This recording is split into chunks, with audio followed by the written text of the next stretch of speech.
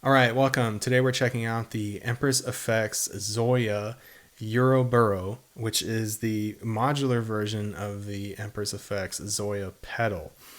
This was just released not too long ago, and it is a sandbox type environment, essentially where you have a modular inside of a module.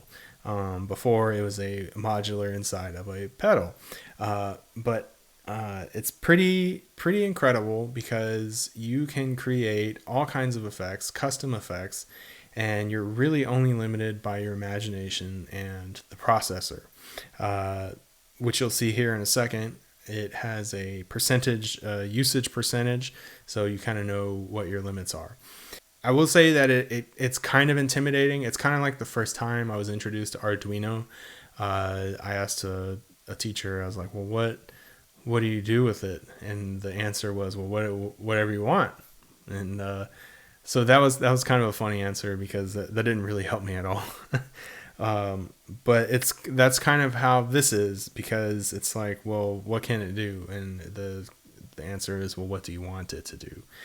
And so coming from this from a newbie perspective to Zoya, I just wanted to do something simple, relatively simple, that I haven't seen anybody do, and that is to recreate the functionality of the Erica Synths Pico Seq sequencer, or at least the amount of functionality that I use it for, which is to generate a random sub-bass line that's usually around 1 octave to 2 octaves in range, and also 8 steps long. And so that's what we're going to do. And the functionality of that is to set everything up and then just press this button and then it generates a random sequence. And so I wanted to add that functionality into the Euroburo, and that is going to be the stepping stone to making what I would say is my ideal sequencer, which offers a little more control than what this can do. And then also it'll be multiple sequencers that I can use in my rack. And so the functionality for this is the goal is to generate a 1 to 2 octave random CV bass line. And that's it. And then go from there. This thing is kind of intimidating since it can do so many things, but we're just going to make this simple project and just jump right in. I don't know that it's going to have all the functionality that I want or the proper amount of control, just because I'm new at this, because there are some things that don't quite translate. For example, in Eurorack you can use an LFO as a clock, but usually you would just use a clock, right? And whether or not a clock is actually an LFO, I don't know. But so there's some translation things that have to be done. And right now, one of them I can tell you is scaling. Attenuation is no problem, but scaling is something that I need to do some more research on. And scaling, by what I mean by that is so we limit our range, so it generates the pitch in the range that we want. So attenuation brings it down or up. Attenuation, gain. Attenuation limits that range, and then instead of just going up and down, we want to take this set and we want to move the whole thing up and down that way. And so the way to do that, I'm not exactly sure how to do that. And the way I think it might be would be to multiply the signal, or would it be like precision adder is a way to do it. So scaling is something that I'm not sure exactly how to do. Anyway, let's just jump right into it. And cool. So the first thing that happens when you open up the pedal is you have a patch list, and there's all kinds of presets in here, and there's reverbs and all kinds of cool stuff. But what we're gonna do is we're gonna open up a empty, or at least it's empty. So let me hit back. Actually you don't have to. So yeah, so I'm gonna hit 63. Now we're in an empty project. So let's start with the button. So I'm gonna tap one of these empty slots, And the other thing to know is like this isn't like this grid isn't, it's not like an Ableton grid where like all these go together, all these go together. Really, it's just like separate buttons. All right, so we tap the empty slot. Let's go down to control module. This is like CV. That's what the control is. And oh, sorry. Let's go back. It's interface module. So we need the button. That's the first thing we're doing. And push button. So let's look at the options real quick. Keyboard, device, push button, UI button. It could be a UI button maybe. Pixel, MIDI clock out, MIDI note out. Okay, so there's all kinds of stuff. I'm not going to read all these, but I know that it's a push button is the one that we want. Name, push button. Let's change the color. I want to make it super bright so that I can see it and I know that's the one to press. Or let's make it red. All right, in the action, let's just see what it is. Latching, momentary. Okay, it's momentary because as soon as we let go or we press it, and that's it. Normally it is 0. And okay, so the options are 0 and 1. So it's normally off, 0 being off. Random fun fact, I don't know if you know, but on like power switches, there's 0 and 1, 0 being off and 1 being on. Anyway, so okay, so we got that. We'll press the main button and it's done. And as you can see, now we have a push button. So we press it, you can see it lights up. And as we press it, you can see the parameter changing. We got 0, which is off, and then 1, which is on. Cool. So the next thing I want to do is let's create a clock. And that's going to be control module. And like I said before, it's LFO because there is no clock module. Yeah, so that's the thing where like you just have to get to know the module and the workflow.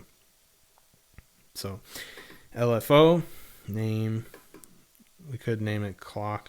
You know, I actually don't even know how to type on this. Oh, okay, I see. Okay, cool. Yeah, that's easy. So that's intuitive, which is awesome. Okay, clock. It's the tiny screen print. I didn't notice it. All right, and you know what? I kind of want this in the background, so let's make this like a lighter color. Yeah, this peach is fine. All right, the waveform is square. Let's just look at our options. Sawtooth, random, square. Oh, that random could come in handy. Okay, so square, swing control. Nah, I'm not worried about swing. Output 0 to 1. What are our options? Okay, -1 to 1 and 0 to 1. Okay, so 0 to 1. Input CV, I'm not quite sure what this does, but let's just leave it at CV. Phase, input, and reset. All right. Done. Yes. All right.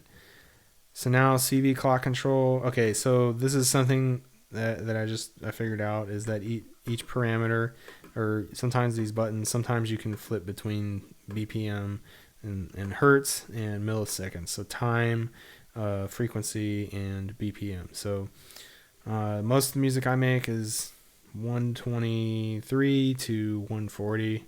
Let's do 139 just to be fun. And okay, so now this should be clocking away at 139. What do we need to do? We need to send this clock to a sequencer. So I'm going to put the sequencer up here. Again, control module. And oh, look at that. Sequencer is number 2. Name, sequencer, color, white. Yeah, that's fine. Number of steps. Let's make it 8 steps long because that's what we said. Number of tracks. Oh, interesting. What does that do? Okay. So let's just do 1. I might need to check that out later. Restart jack. So this is a reset. Yes, we want that. If we end up adding that in later. And the behavior, one shot or loop. Let's go loop. Cool. And we're good. So the thing to remember is you always have to go up top and hit done. That's something I forgot a lot. I just hit the back button. So now we're done. And okay. So now we have our sequencer. Those are the 8 slots, and this is the sequencer gate in. So that's what we want to do. We need to send this signal to step it. And then this is the reset input, which we don't need right now, but potentially later. And this is the output of the sequencer. And we're going to quantize that as well. All right, so let's take this clock output and put it to the gate sequencer in. And the way we connect modules is just like patching a cable.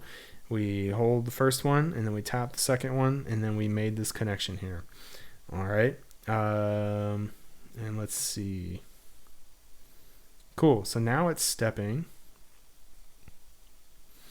All right, so the next thing is we just have the same note. It's stepping and it's sending out the same note. So let's put a thing right here and another control module, and we want it to be a random. Okay, random. It just says random. Okay, let's hit random. Is that it? Let's change the color. Magenta, sure. Output 0 to 1. What are our options? -1 to 1 and 0 to 1. Okay, 0 to 1 is fine. New value on trig. Okay, so this is how do we get the random note? We want to trigger it. All right, and that's it. So back up top, done. All right, so let's check it out. Random trigger input and then random CV output. Okay, every time we push the button, we want it to trigger a new random note. All right, so let's connect the button to the random trigger in. Okay, and then we want to go from the output. So let's just test it real quick. So we hit the button. Okay, 0.8389, hit the button, check the output, 0.5. So, okay, so it's working. So every time we trigger this, it creates a new random note. All right, and now we want to send that random note. How do we want to do this? Do we want to send it to the, yeah, let's just send it directly to the step. So we hit the button, it generates a new random note, and we want to send that note to a step. All right, so F#6, let's hit the button. All right, now we have C#8. Okay, hit the button again, C#7 and A6. Okay, so this functionality is working, but what about the rest of these? What can we do about that? You know, I mean, there might be a more streamlined way of doing this, but you know what we're going to do? We're just going to make a bunch of these. So we need to copy this. So I'm going to select here, select this module, hit shift, and the copy, location of copy, boom, right there. Random, and the connections we want the input connections because it's going to output is going to a different spot. All right, done. Yes. Okay, so now we put that on number 2. All right, and let's see what that does. Boom, E6 and A#9, hit it again, D8, C#8. Okay, so that's working. All right, so let's copy this again. So I'm gonna do this for the rest of them, and then we're gonna skip forward, and I'm just gonna put these in line this way. All right, here we go.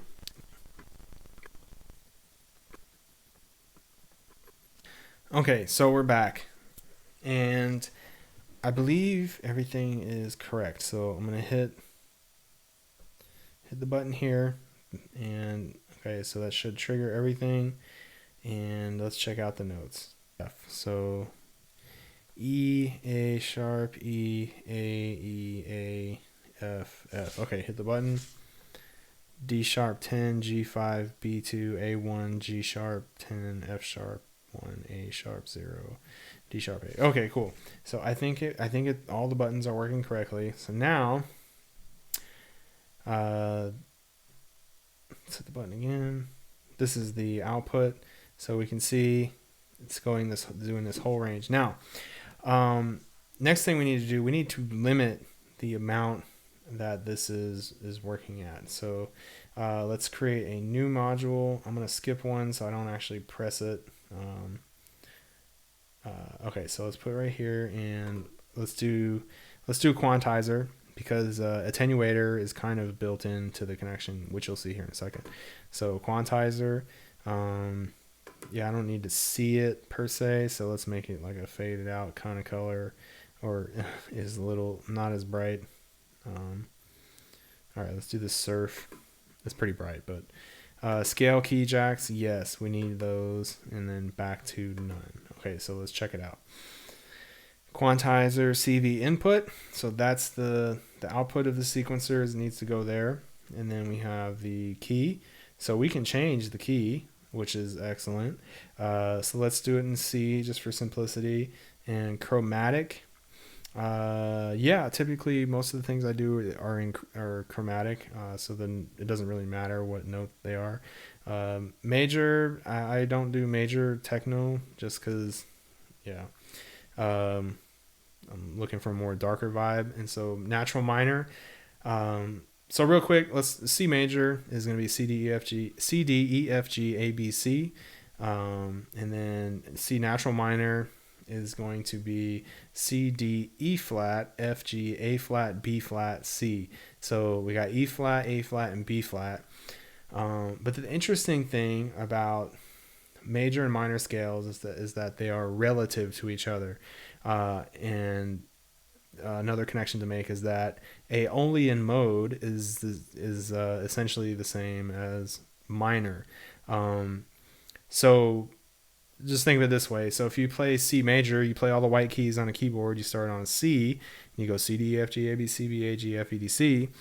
Now, if you just start on A instead, now you're playing natural minor. Well, the thing about that is that half of your scale actually sounds major, because they're the same notes, right?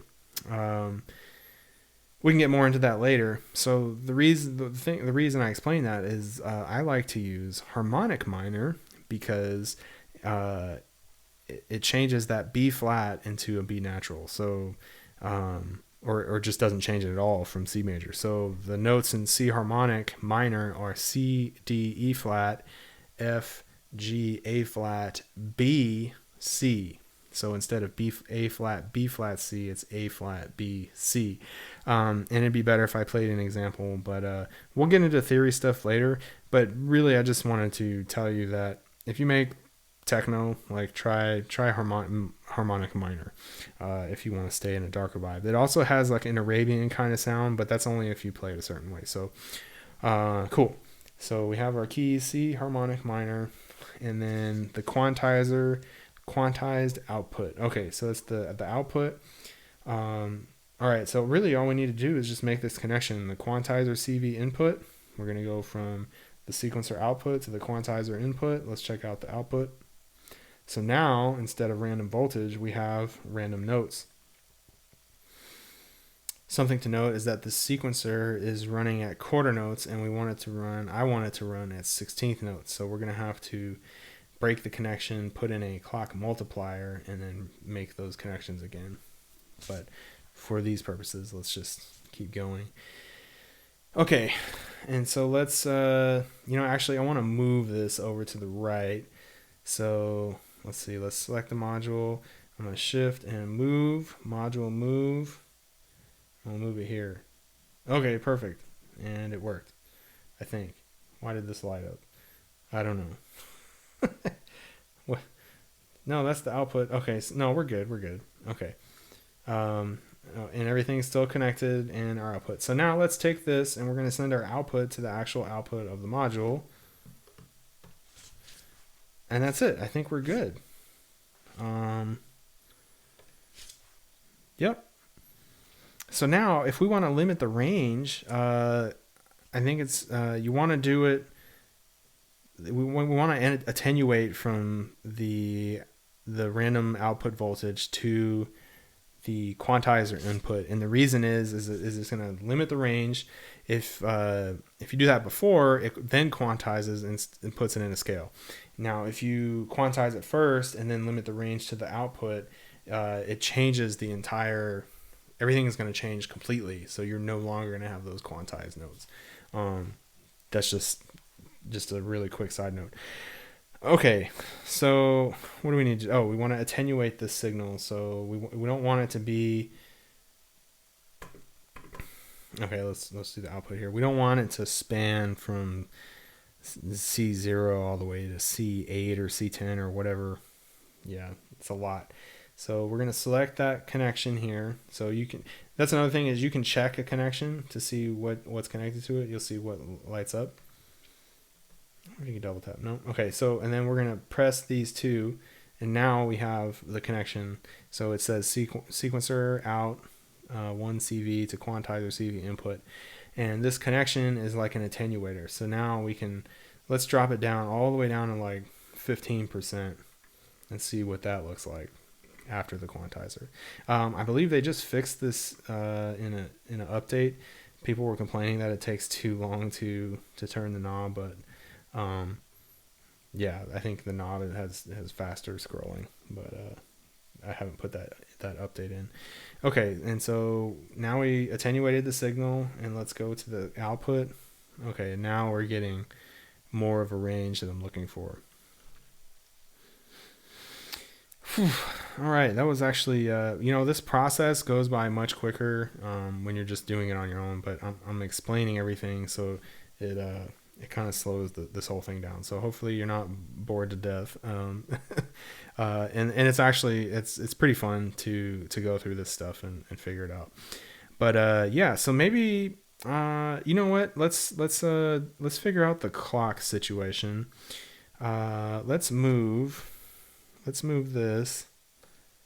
Oh no, we don't want it back. We don't want to copy that. We want to move this. So I'm going to hit shift and move. And then we want to move this module down to, it's too wide. So we're going to move it down to, is that the most efficient? Yeah, that's the really only way. So we'll move it down right there, which is fine. That makes sense too, because the 1, 2, 3, 4, 5, 6, 7, 8 right there instead of up there. Everything's still working. And so now let's add a clock divider control module. Let's just do the clock divider, see what happens. Input, we want CV, no, we want tap. Okay, yeah, so let's do tap, and is the output, I think it should be 0 to 1, right? Okay, done. All right, let's check out the parameters. I mean, it could be wrong. Okay, BPM, so sequencer gate in. Okay, we need to connect the divider output. Okay, so let's break this connection. And how do we do that? And then so we select the connection, and then we hold shift and then press the trash can. So now that connection is no longer there. By the way, there is a way to set up so that these functions up top just happen. You don't have to hold shift, but since we have stuff up there, we're going to leave the shift on. All right, and now we need to send this clock output to the clock divider input.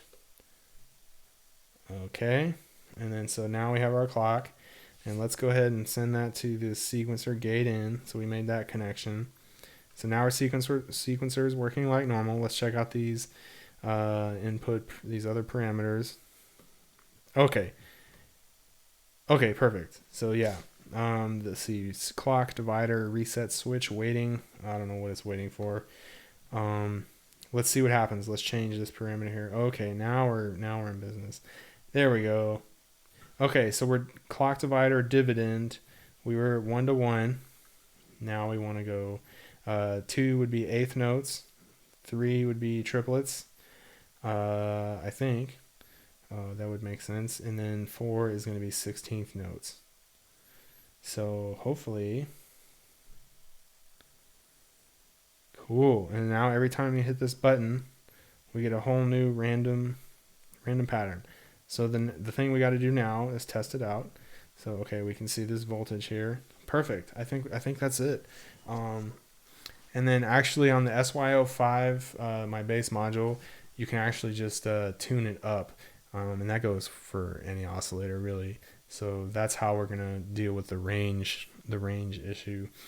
I'll have to do more research to figure out how to get the range going in the module. I'm sure it can be done. And then so the next step is to make the sequencer more advanced, and then to make an entire new sequencer, and then we'll just have 2 buttons, and then we could put all this stuff on separate pages so we don't have to see this all the time. Or have the risk of pressing these buttons. So that's a really cool functionality. So we got these different pages here. So there's a bunch of pages, and I think you're just limited by the processing power. By the way, let's look at where we're at here. So about 10%. So we got plenty of processing power. So another thing that we could do is potentially we could eliminate the bass module itself, and then we could just build a bass module. It's going to be digital, but that's okay. Yeah, so let's patch it up, and then let's wrap this thing up and call it a success. So let's go CV output. Okay, and then pitch. And I feel like we can send this clock divider output. I wonder. Yeah, no, we couldn't do it with just the CV. So we're gonna send this clock divider output to CV out 2. Okay, and now we're going 0 to 10. I'm gonna go 0 to 5 just to be safe. I don't know what the input range. I think most modules have protection against that kind of thing, but I'd say 5 is kind of like the safe zone. So we're gonna go out. This is gonna be our gate output, and we're gonna put that to the trigger input of my module. All right, and let's see what this sounds like. All right, and now when we press the button,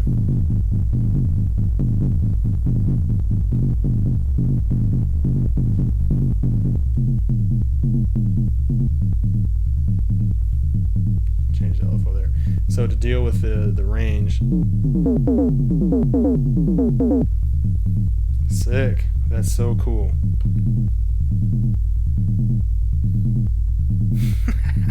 That's a cool pattern right there.